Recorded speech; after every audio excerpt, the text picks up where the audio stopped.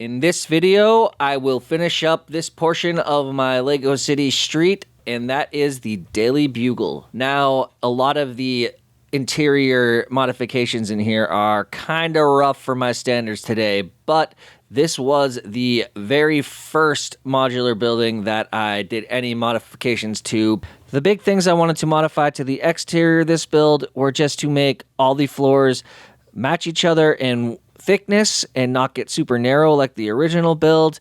I saw that the Robert Pattinson Batcave set had 4 more of these railing pieces, so I got that set, incorporated it into what is now my Batcave, which I will show in a future video, and use those 4 rail pieces to fill out the rest of the Bugle. On the side, we have all glass windows instead of some of the gray that was there before, and I made all 4 floors match.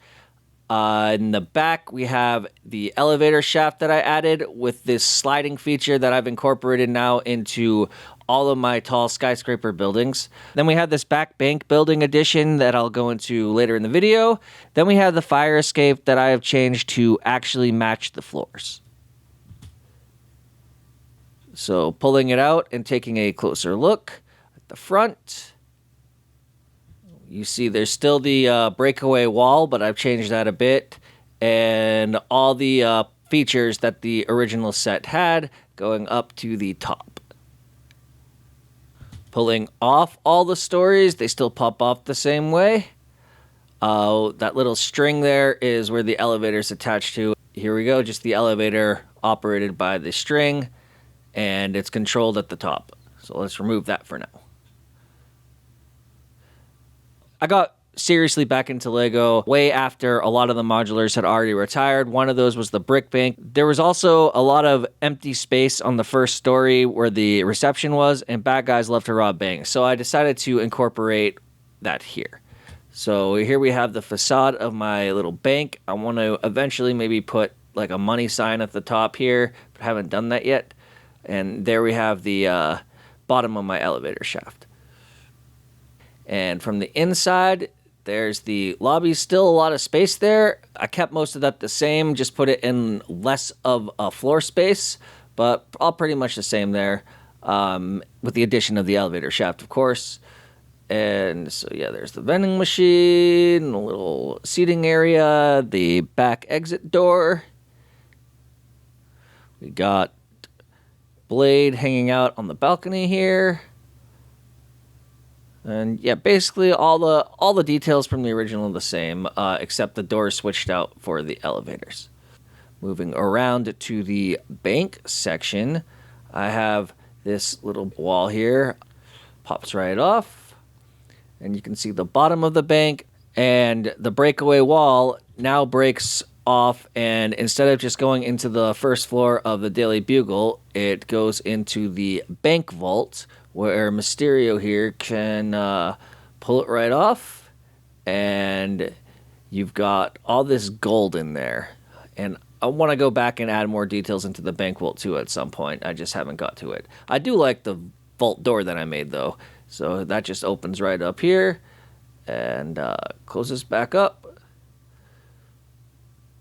Now we'll go look at the second floor. It's intended to be a little manager's office and a little spot for somebody to maybe write some of their checks or fill out their bank documents. I haven't done much here in terms of details because this is kind of one of those projects where I finished the exterior and then kind of never went back to it.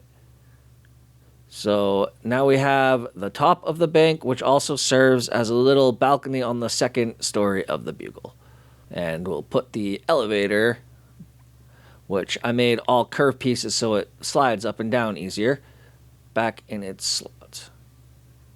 As you can see, it slides up and down without any trouble. And moving on to the second story, I kept most of this the same too because I really liked how it looked, except adding in this door in the back.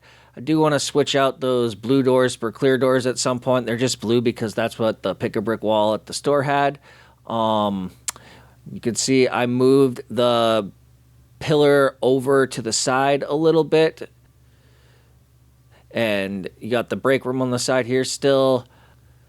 And the new opening to the elevator coming up right on this wall. And the wall here is the same as the set, pops right back on. And now we take a look at the third story. This is actually the part that inspired me to make the changes to this building in the first place. And I was like, we have the Daily Bugle set. This is an advertisement for his talk show, but there's no studio to film the talk show in the building. So I wanted to change the third floor, which was just another office, into a production studio. And I work in production too, so another reason why I really wanted to put that into this set. So here we have the studio that I made, and I put up this blue cyc wall in the back. I think I have Robbie Robertson filling in for Jameson right now because he's in his office. On the other side where the elevator goes up to, there's a little bathroom on the bottom and a staircase going up to a loft with video editor, and the studio lights pop right off too, so you can get a better look inside to the studio. And the camera is from an old set from the 90s that I had, I think a Johnny Thunder set. Looks like I have a couple pieces missing from that cyc wall. Again, probably didn't have the actual piece that I needed when I built this, so another thing I need to go back and fix. Here's the messy video editor section. Looks like he's doing something dinosaur related on his screen instead of editing the news like he should be. And then we've got the wall that goes right back in place as well. This part of the Daily Bugle set has always been a little finicky for me, and Green Goblin never likes to stay in place. Moving up to the final floor, I kept this most of the same too, except again wanting to utilize more of the empty ceiling space. I added a loft above the offices for a little conference boardroom, and JJ's office is below that, and another little small office there here too. Could be Robbie's office or whoever is second in charge at the Bugle, and some random guy sitting there right now. But let's take a look at JJ's office. So, as you can see, it's pretty spacious still. We got JJ sitting at his desk, and he has direct access to the fire escape where Spider-Man can sneak in or something. And we'll put that back on and bring the elevator back up to the top floor. Put it to the side right now, and I'll show you the top part of the elevator, which I just have the string which I tied to this bar and control it on the side here to bring it up or down. So when I slide the conference back, as you can see, this current design requires me to put it in once and then put the support beam in as a second step. And when we put the final panel back on, we can see another big billboard ad for Just the Facts with J. Jonah Jameson, and he is sitting in that new TV studio that I created for this building.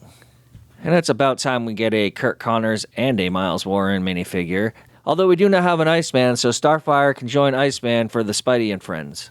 I've got a couple really cool buildings coming up that I'm going to add to this section that I'm not going to talk about right now, but stay tuned for future videos for those.